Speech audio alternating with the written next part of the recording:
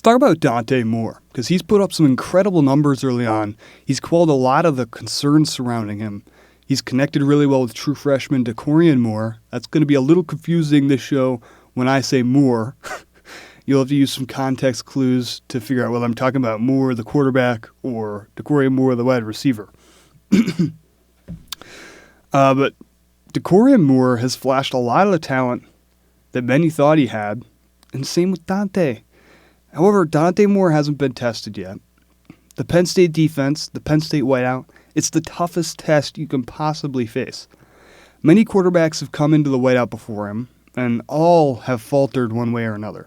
That's including former Oregon and Auburn quarterback Bo Nix, who Moore reportedly reached out to for advice before the game.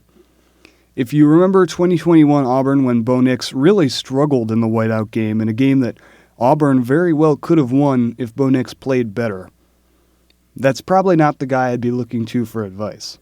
And then Dante, he has not gotten to throw the ball very much this season. He's only attempted 24 passes per game so far, which is fairly normal, but it's not a lot. However, he might be called upon a lot more often this upcoming weekend, and his top receiver, Decorian Moore, hasn't caught more than 4 passes in a game. So just pure volume hasn't really been tested yet for the Oregon passing game. It's been very easy for them so far, and it will not be easy against Penn State.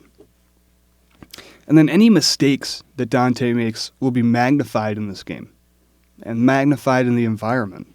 It might sound weird to fans outside the Big Ten, but Penn State fans love sacks more than anything else, including touchdowns.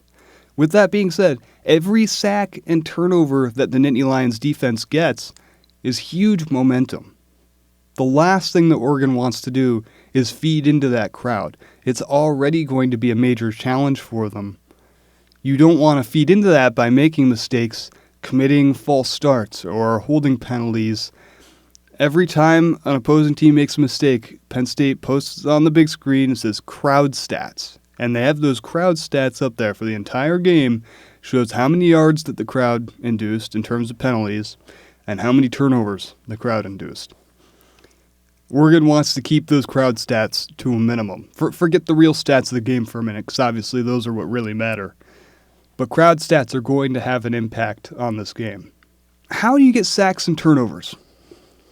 It's something I mentioned last week a little bit, and I think it's going to be really important in this one, because I just talked about how important sacks and turnovers are going to be, but how do you generate those? If you're Jim Knowles, if you're the players on the Penn State defense, how can you quantify that and say, this is what I want, how do I do it?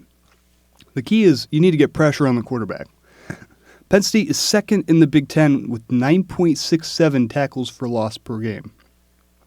Oregon, on the other hand, is 16th in the Big Ten in tackles for loss, and has been one of the worst teams in the Power 4 in generating pressure. Also, Jim Knowles' defense leads the Big Ten in average turnover margin with 2 turnovers per game. Oregon has half that, with only 1 turnover per game, and simply isn't making very many big plays on the defensive side of the ball. That's a huge stat in terms of there aren't very many disparities between these two teams so far. They're the number 3 and number 6 teams in the country.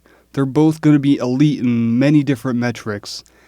In fact, the toughest thing in terms of perusing through stats for this game has been the fact that Oregon's played 1 extra game, so their numbers might look a little more inflated. That's why, for the purpose of this show, I'm keeping everything to averages. But overall, that's like one of the very few stats that has stuck out for Penn State is the defensive pressure, the sacks, the turnovers, the tackles for loss. They've dominated in every single one of those categories, and Oregon has been the complete opposite. They have really struggled to get pressure on the quarterback so far this season, and that showed. Opposing teams have been able to run the ball against them. They've been able to have time in the pocket against them. And yes, the Oregon DBs have done a fantastic job, and also just their level of opponent. I mean, giving up 14 points to Northwestern isn't great, even if most of those are at the end of the game. And even that early touchdown to Oregon State showed out some holes, even though that was the only points they gave up in that game. So, yes, the Oregon defense has been very solid so far this season. But at the same time, I think the amount of points they've allowed is not equal to how good they've looked. Because I think the defense has shown some weaknesses so far, And as of right now, Penn State's defense looks like the best in the country.